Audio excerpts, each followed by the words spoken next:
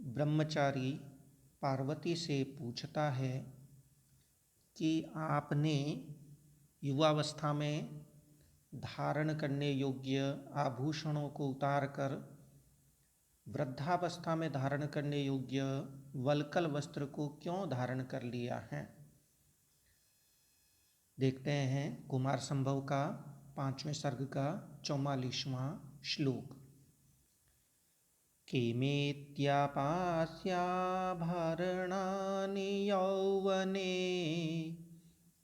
धृतं त्वया वार्धकशोभिवल्कलम् वद प्रदोषे स्फुटचन्द्रतारका विभावरी यद्यरुणाय कल्पते।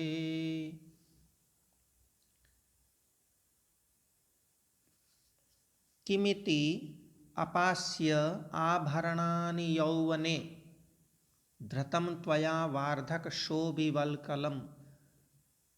त्वया तुमने यौवने युवावस्था में आभरणानि आभूषण अपास्य छोड़ करके त्याग करके दूर करके वार्धक शोभी वल्कलम वृद्धावस्था में शोभित होने वाले वल्कल वस्त्र को किमिति धृतम क्यों धारण कर लिया है। वल्कल वस्त्र पेड़ की छाल को कहते हैं जो वृद्धावस्था में अथवा तपस्या के दौरान धारण किया जाता है।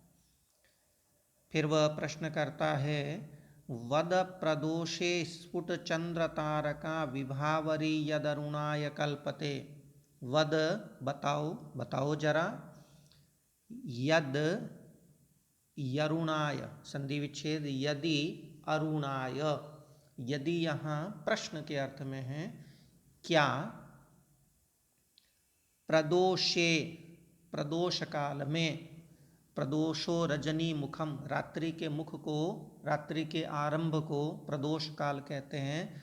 तो प्रदोष काल में रात्रि के आरंभ में स्फुट चंद्र तारका विभावरी, स्फुट चंद्र तारका चंद्रमा और तारों से स्फुट यानी चमकते हुई, तो चमकते हुए चंद्रमा और तारों से युक्त विभावरी रात अरुणाय कल्पते, अरुणाय अरुणोदय के लिए कल्पते समर्थ होती है, अरुणोदय को प्राप्त करती है। वद बताओ कि प्रदोषे प्रदोष समय में संध्या समय में ही स्फुट चंद्र तारका चमकते हुए चंद्रमा और ताराओं से युक्त विभावरी यदि क्या अरुणाय कल्पते, अरुणाय कल्पते अरुणोदय के लिए कल्पते समर्थ होती है, अरुणोदय को प्राप्त कर सकती है। वद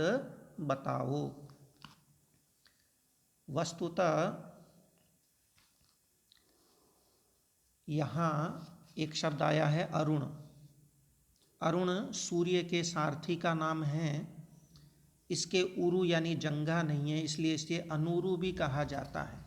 यह विनता और कश्यप का पुत्र है। इसके छोटे भाई का नाम गरुड़ है। वैसे अरुण शब्द लाल रंग का भी वाचक होता है। सूर्योदय से पूर्व आकाश में जो लाल रंग होता है, इसीलिए उसे प्रातःकाल का दूत भी कहते हैं। और इस पद्य का तात्पर्य यह है कि जिस प्रकार प्रथम भाग में रात्रि सूर्योदय के लिए समर्थ नहीं हो सकती, इसी प्रकार पार्वती को भी युवावस्था में ही वल्कल वस्त्र धारण करने के लिए सोचना नहीं चाहिए। यहाँ चंद्रमा और तारे आभूषण के उपमान हैं और वल्कल वस्त्र अरुण का उपमान है। क्षम्यताम, अरुण जो है वो वल्कल वस्त्र का उपमान है। इस प्रकार उपमा बड़ी ही स्वाभाविक और प्रभावशालिनी है। अस्तु, नमो नमः।